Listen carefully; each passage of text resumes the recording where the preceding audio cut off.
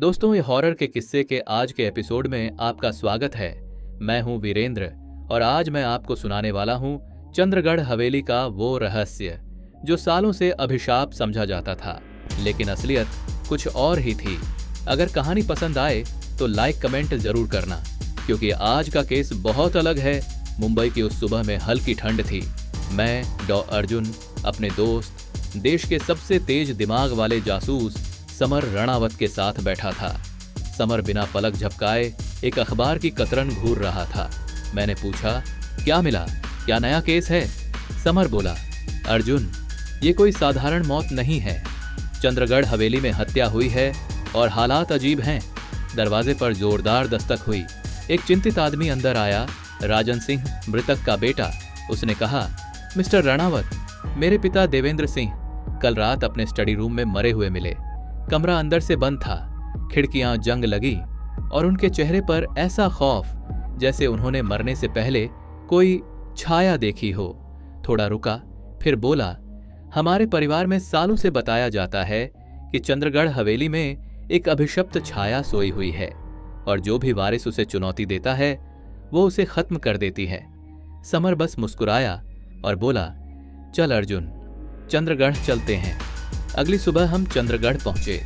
पूरा इलाका अजीब सन्नाटे में था। कोहरा, ठंडी हवा और पहाड़ों की खामोशी। हवेली सामने थी, काले पत्थरों की बनी टूटी हुई खिड़कियां और सूखे पेड़ों की परछाइयां। स्टडी रूम उसी अंदाज में बंद था। अंदर फर्श पर अधूरे कदमों के निशान थे, न इंसान के न जानवर के। दीवार पर एक पुरानी पेंटिंग लगी थी, Veer Pratap Singh versus the shadow serpent. रात में अचानक हवेली में दहाड़ जैसी आवाज गूंजी। एक औरत की चीख ने सबको दौड़ा दिया। वो थी माया, देवेंद्र सिंह की पत्नी। माया कांपते हुए बोली, वो काला धुआं, लाल आंखों वाला मेरे कमरे में था, दीवार में समा गया। समर तुरंत उस दीवार तक गया। दीवार बाकी कमरों से मोटी थी। थपथपाई, अंदर से खोखली आवाज आई, पेंटिंग हटाई और उसके पीछे एक गुप्त सुरंग। हम लालटेन लेकर नीचे उतरे। तहखाने की दीवारों पर अजीब संस्कृत जैसे प्रतीक थे। एक कमरे में लोहे का पुराना बक्सा मिला, उसमें पुराने दस्तावेज और एक अजीब सर्प जैसा धातु का हथियार। अचानक कोने में एक धुएं का इंसानी साया खड़ा दिखा। लाल जलती आंखें, भारी सांसें, माया बेहोश। अर्जुन डरा हुआ, लेकिन समर चुप। समर ने शीशा निकाला, उसके सामने रखते ही वो छाया चीख कर गायब हो गई। समर बोला, ये भूत नहीं, किसी के बनाए हुए भ्रम हैं। अगली सुबह मेरे लिए एक पत्र आया, अर्जुन, चंद्रगढ़ से निकल जाओ, जो सो रहा है उसे मत जगाओ। समर बोला, अब पक्का हो गया, कोई है जो हमें रोकना चाहता है। पुराने दस्तावेज बताते थे चंद्रगढ़ हवेली में एक मनोवैज्ञानिक मशीन छिपी है जो आवाज और रोशनी और रासायनिक धुएं के जरिए भ्रम पैदा करती थी। यानी अभिशाप, भूत सब मानव निर्मित, और इसे चलाने वाला कहीं हवेली के अंदर ही है। तभी पुराने चौकीदार गिरधारी अंदर आया, चेहरा लाल, आंखें गुस्से में। समर बोला, गिरधारी, तुम ही हो ना?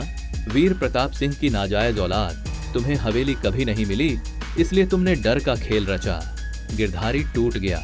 हाँ, मशीन मेरे पिता ने बनाई थी प्रयोग के लिए। मैंने उसे डर बनाने का हथियार बना दिया। सीन 8, तहखाने का ढना। समर हमें फिर तहखाने में ले गया जहां गिरधारी ने मशीन छिपाई थी। तारें काटते ही तहखाना हिलने लगा, छत टूटने लगी। हम भागते भागते ऊपर पहुंचे। तहखाना मलबे में दफन हो गया, अभिशाप भी और मशीन भी।